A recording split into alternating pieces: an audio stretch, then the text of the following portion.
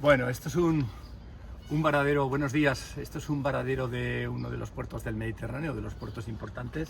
Está amaneciendo y bueno, he venido a hacer un trabajo de los que habitualmente hacemos en invierno, ¿no? Asistencias para compraventas de barcos y valoraciones y peritaciones. Y bueno, aquí esto es una situación de rutina, esperando que llegue el camión con la góndola para hacer la carga del barco, de un barco muy bonito que nos ha dado bastante guerra. Y bueno, cada vez que vengo al Mediterráneo no puedo evitar hacer una reflexión sobre el estatus, cómo están los puertos deportivos en España y sobre todo cómo está de alguna manera nuestra situación en lo que se refiere a los barcos de recreo, ¿no? Me sorprende mucho y es una cosa evidente que se prodigan los barcos de bandera polaca, pabellón polaco. Hay muchísimos. De hecho, parece ser que ya hay varias empresas, algo así como media docena de empresas que se han especializado en la gestión del pabellón polaco.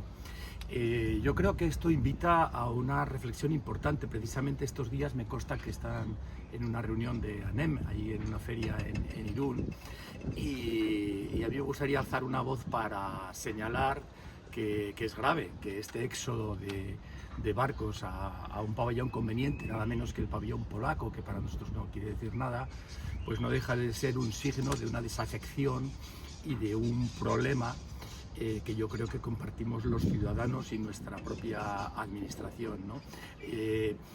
Yo creo que para muchas personas que, digamos, son más jóvenes que yo, sería bueno señalar cuál es la génesis de la Administración Marítima Civil Española, ¿no? Es decir, de la Dirección General de la Marina Mercante y de su administración periférica, de las capitanías marítimas, de su modelo administrativo y normativo, ¿no?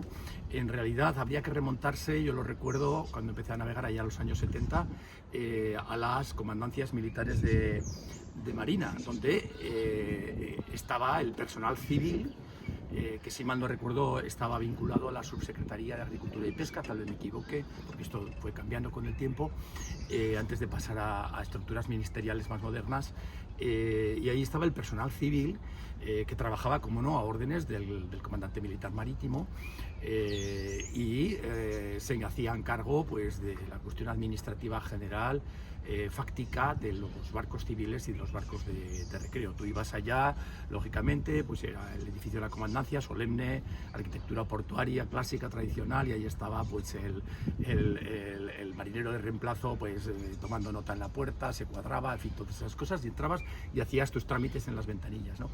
Desde entonces, de alguna manera hasta ahora, la estructura esencial, me refiero, es verdad que es bastante internacional, la estructura esencial de los departamentos administrativos de la Administración Marítima sigue siendo la misma, ¿no? Es inspección, despacho,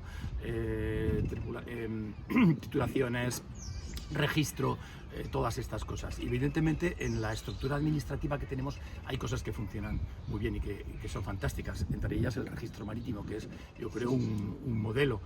Actualmente funciona muy bien, es una garantía, en fin, de eso podemos hablar otro día. Pero sin embargo, en un primer momento, cuando esto ocurrió allá por los años 90 y se convocaron un montón de plazas de empleo público fundamentalmente para administrativos y para marinos también, en nuestra generación hubo muchas personas que venían de las escuelas superiores de Marina Civil que orientaron su carrera hacia esta labor, o gente que ya estaba navegando en barcos mercantes y que quiso tener un buen empleo en tierra y se dedicaron a esto.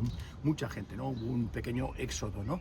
Y en primera instancia la voluntad, el predicamento de la Administración Marítima fue conseguir lograr que la gestión administrativa fuera más transparente, más ágil, más actual, ¿no? Pero realmente hoy en día podemos comprobar que de alguna manera, con toda prudencia, esto no ha sido así, y esto de alguna manera es lo que ha provocado digamos, éxodo al pabellón polaco, que prefiero casi no saber, no cuantificarlo, no conocer los datos, porque verdaderamente es preocupante, ¿no?